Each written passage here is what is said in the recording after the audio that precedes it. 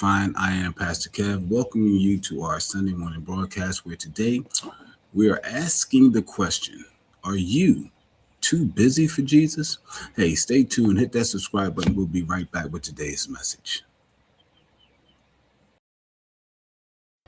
Lift your voice, let the heavens resound.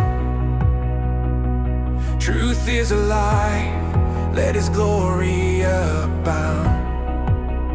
Dancing in light, no fear left behind. All right, good morning once again. And today we are asking the question, are you too busy for Jesus? Now, first, I need you guys to do me a favor, hit that like and that subscribe button, just so we can, and the share button. So let's begin to share this broadcast with everyone in your social media so that they can also ask themselves the question, are they too busy for Jesus? Amen.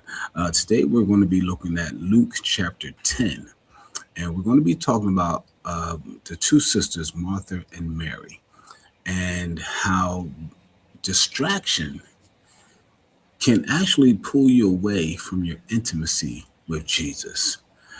A lot of times people get caught up in the ministry or the work of ministry, and they become so focused on doing what they think needs to be done that they'll stop spending time, or they'll forget the reason why they're doing it. So when we look at the two sisters here, in Luke chapter 10, starting at verse 38, it says, "Now it happened as they went that he entered a certain village, and a certain woman named Martha welcomed him into her house." So let's stop right there. Martha, of course, she knows who Jesus is. Both of the sisters know very, very well who Jesus is. And now she wants to do something nice for him. She wants to invite him and his disciples into her home. Now, being the typical woman, and I can actually, in a way, I can actually see my wife in this role. My wife loves to serve people. She loves having guests at the house, and she loves to prepare meals. So in that sense, I understand Martha's mentality. But what was happening was Mary decided, okay, I need to sit here and listen to what Jesus had to say. So the difference was both women loved Jesus. Both of them welcomed him into their home, and they understood the importance of his presence. But once he was in the house, the way they honored his presence was different. It wasn't that they didn't, want to honor him. It's just that the way that they went about doing it was different. Their response to his presence took on two different forms. So in one sense, Martha was busy with activity, while Mary was devoted to intimacy. Martha was about service. Mary was focused on presence. And therefore, Martha was engaged in distraction, while Mary was engaged in devotion. Not that what Martha was doing was sinful, not that what she was doing, not that she didn't want to be in the presence. She just took on a different mindset of, I need to do for Jesus instead of being present with Jesus. And we see that a lot of times with certain people in churches today. They get so focused on doing the ministry, on the serving part, that you forget to get engaged in the presence of God. And I remember specifically being on the praise and worship team. Now, there are functions where you may not be able to engage at that moment in personal worship. Let me say it like that. This is what I mean by that. Understand? Hear me first. When we were on the praise team, it was our job to usher in the presence of the Spirit and encourage and engage people in the worship experience. If you're doing that and we're singing this powerful song that's tugging at heartstrings, and you can see that the people are engaged in worship, that is not the time for you, the singer, to engage in personal worship as well. Why? Because if you begin to get engaged in your own personal worship, what happens? You stop singing. You stop doing what you're supposed to be doing at that moment. And there will be a time where you can maybe go off after the song or between the songs where you can, go in. But if you imagine if the praise and worship team stopped singing or the musicians stopped playing, is that in itself can be a distraction. So what I'm saying is sometimes there's a place for you to act according to your service. But what I'm saying, don't get so caught up like Martha in this situation. Soon as Jesus walked in, she went to work. As soon as he walked in, oh, I have to prepare dinner. I have to get the meal ready. I have to make sure the house is clean. I have to make sure that everyone's taken care of. So we have Jesus, we have his disciples. I have to go around and make sure that everyone's needs are met. And Jesus is sitting down. He sits down. And of course, what does he do when he sits down? He sees a teachable moment. Mary decides, okay, if he's having a teachable moment, I want to take full advantage of that, and I want to sit at his feet. Look at what it says here.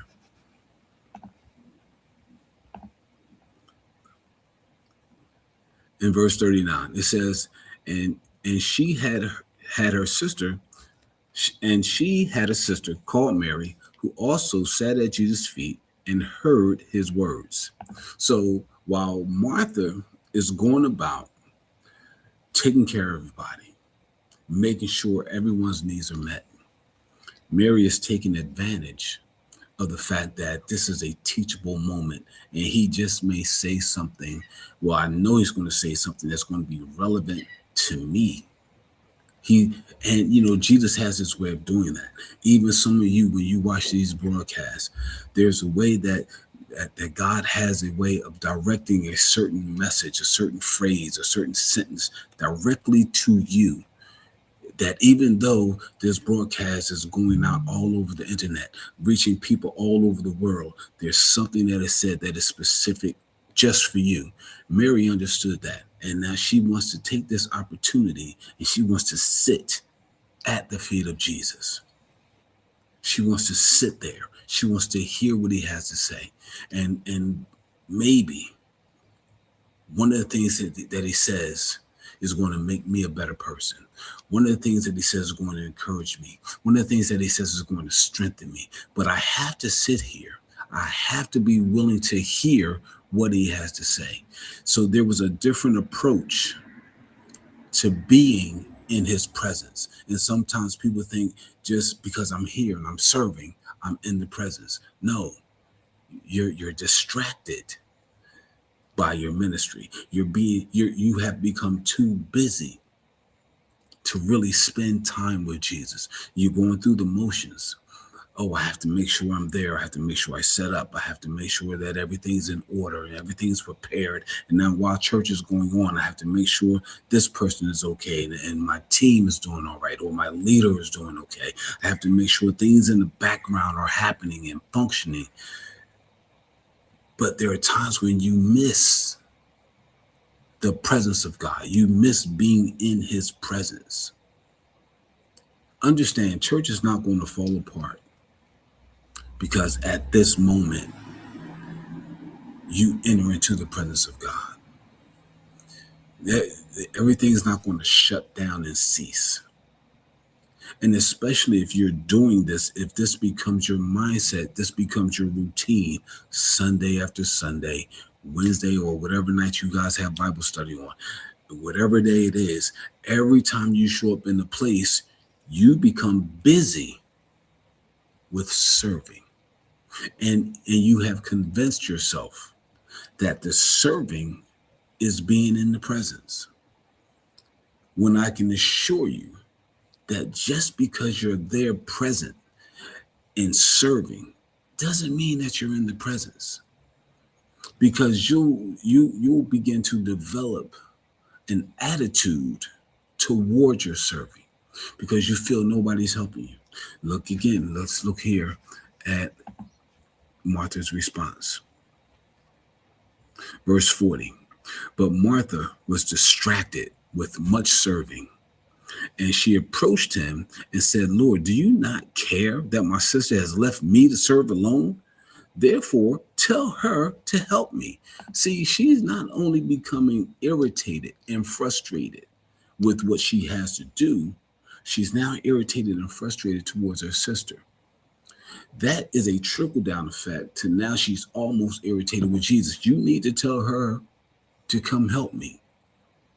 This is what happens when people get so engrossed in ministerial duties. And when I say ministerial duties, I'm talking about whether you're the usher, the greeter, the singer, the musician, the deacon, whatever it is, whatever your responsibility may be, you have become so engrossed in that thing that has become your focus. Oh, I have to get to church. Why? Because I got to make sure I'm there to serve. I have to make sure that I'm on point. I have to make sure I'm on time. I have to make sure that I'm doing this. And because nobody else is doing it, no one is helping me. My team is not there like they're supposed to be. People aren't dependable. They aren't reliable. So I have to take up the slack for the people who aren't doing their job. Now I have to do not only my job, but I have to do their job. What is happening? You are now becoming bitter even in your service. You're doing it, you're going through the motions, but your heart is now becoming disengaged from why you should be doing it. And you're ignoring what really matters. And what really matters when we come to church is that we have to be present where God is. Because we never want to miss an opportunity that God is making available. So and here's the thing, Martha, she's not being distracted by sinful pleasures, the cares of the world, sinful desires. She's not being distracted by that. She's being distracted by ministry. This was the Jewish culture at the time, and it's no different than it is today. Like I said, you knew when you had someone of importance coming to your house, you wanted to make sure your guest was received well and treated well. You wanted to make sure that their needs were met. This is the same thing, like I said, that this is how my wife is when we have guests. My wife will go in that kitchen and she will prepare meals that are restaurant worthy. And I'm not saying that because she's my wife. Listen, when I tell you, and this is just a little side note, I'm going to up my wife right here. There are times when my grandson, we all live here, that we reach in our pocket for our debit cards. That's how good the meals are. So I understand Martha's mentality right here, because when you have guests, you want to make sure they are taken care of. So Martha wasn't being distracted by something evil. She was being distracted because she cared about taking care of people. But look at what Jesus says to her. And Jesus answered and said to her, Martha, Martha, you are worried and troubled about many things, but one thing is needed. One thing is needed, and Mary has chosen that good part, which will not be taken away from her. You are worried and troubled about many things. But what was she worried and troubled about? Does this one have enough to drink? Does this one have enough to eat? Do I have enough food? Is the place clean enough? Or is everybody need being met right now?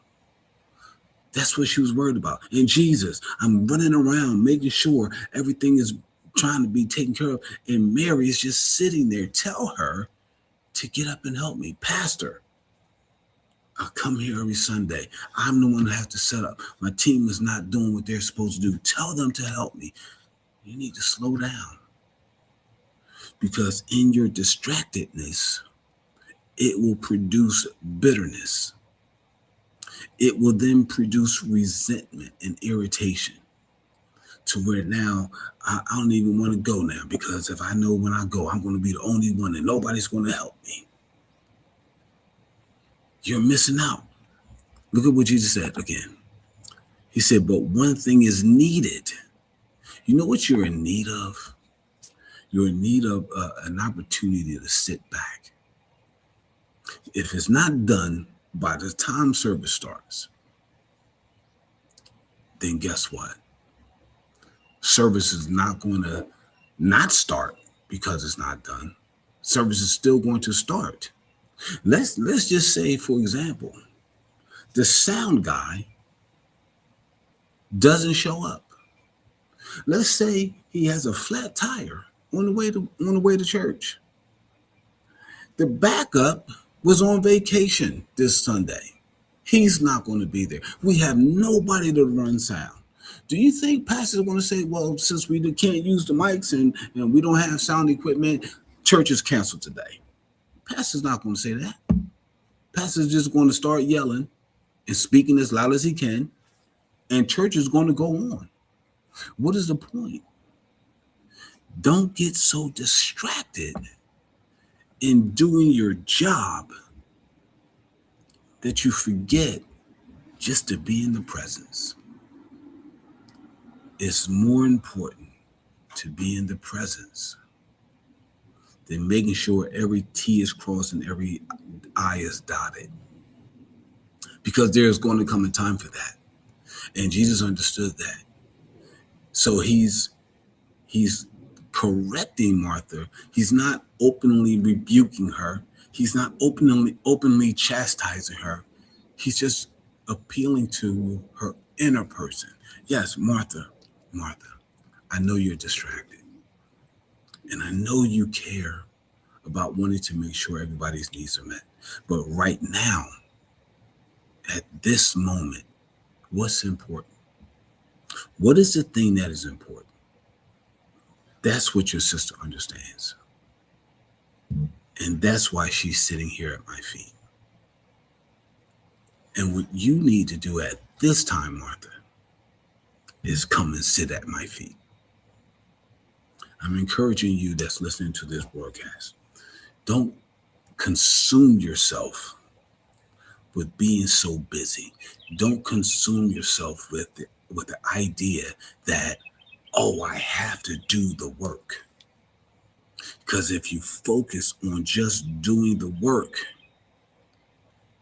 you miss out on the one thing that was needed. Was he more concerned about the meal not being finished? Was he more concerned with people not having enough to drink? No. His concern at that moment was making sure he instilled in them, he imparted into them what was needed at that moment. That's what he was concerned about. How do we know that? Because he didn't say, Mary, get up and help your sister. You see her running around here like a chicken with her head cut off. Go get up and help her serve my people and make sure that the food is prepared and make sure everyone has enough to drink and make sure the house is clean and make sure. He didn't do that. Martha. Called her name twice. That shows compassion and concern. Martha, you need to relax. Your sister has chosen to do what's needed at the moment. And I'm not telling you that you were wrong for trying to prepare the meal. I'm not telling you that you were wrong for trying to meet the needs of the people. I'm just telling you that right now, what is more important? See, when you're serving, you have to find your balance because there's a balance in everything. You have to learn to find your balance. Yes, I need to serve. Yes, serving is important. I'm not saying serving the service is not important. I'm not saying the work is not important, but there's a balance.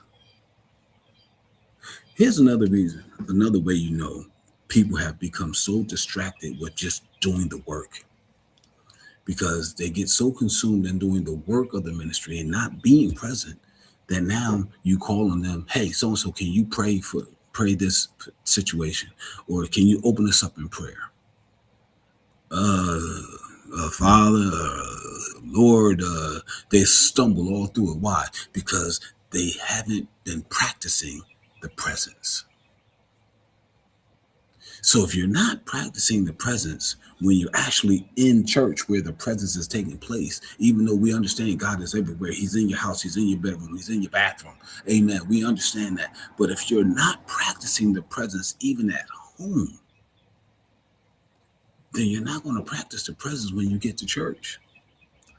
Because church is where your other work kicks in. You have a job that pays you, but now you have a servanthood job, and now you have become consumed by that job. Whether you're the teacher, over the kids ministry, working in the kids ministry, when do you practice the presence? And Jesus was letting Martha know, I'm not condemning you. I'm not chastising you.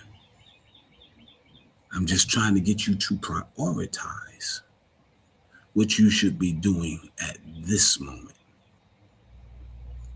Now, Mary and Martha, they didn't know what Jesus had been telling the disciples, that my time is near, my time is almost up. They didn't know that part. But Mary understood. How often is Jesus going to come back here to our house? Here we have him. We have him here in our house. And why not take advantage if he's going to have a teachable moment? It's not that, they were just all socializing. This wasn't just a socializing moment. How? Because how do we know? Mary sat at his feet. Let's look at it again. Verse 39. And she had a sister called Mary who also sat at Jesus' feet and heard his word. She was more interested in hearing what he had to say. The teachable moment. Some of you, even watching this broadcast, are distracted. You're distracted. You have it on. You may be hearing my words, but you're distracted. And you're missing the point of being in the presence. That's what this is about. This is about being in the presence, knowing when to engage in the presence. Martha, you'll have time when I'm finished to make sure everybody's needs are met. You'll have time to finish preparing the meal. We're not going anywhere. We're not going to rush in and rush out. You'll have time. But this moment, there's only one thing that's needed. That's what Mary understood. And that's why Mary, I'm out here with these love bugs. That's what Mary understood. And she took full advantage of being at his feet. Martha comes along, frustrated, irritated. Jesus, it's not fair. It's not fair that she's leaving me to do all of this work while she gets to sit there and listen to you. Martha, you had the same opportunity. You have the same opportunity.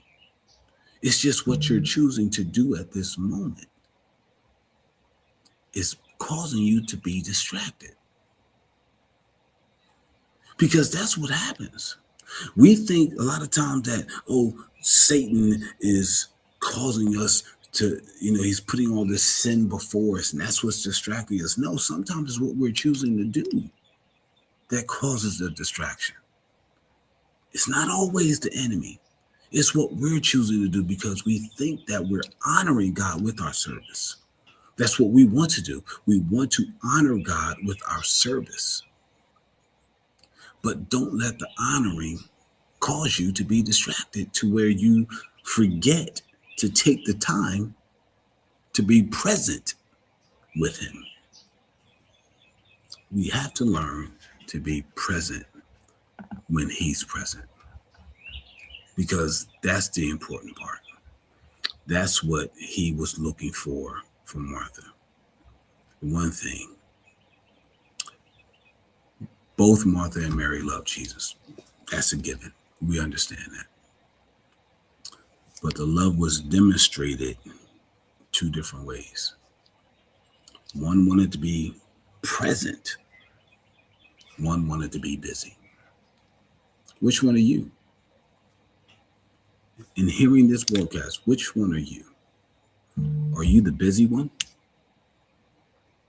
Going about making sure everything, every detail is focused and taken care of? Or are you the devoted one that says, you know what? The one thing that I need right now is just to be present in the presence. To be present in the presence. Which one are you? I'm Pastor Kev. This has been Real Truth Defined. Leave me a comment, like this video, share it with somebody that you know needs to hear it. And I'll see you guys next time. Real Truth Defined. God bless. Lift your voice, let the heavens resound. Truth is alive, let His glory abound.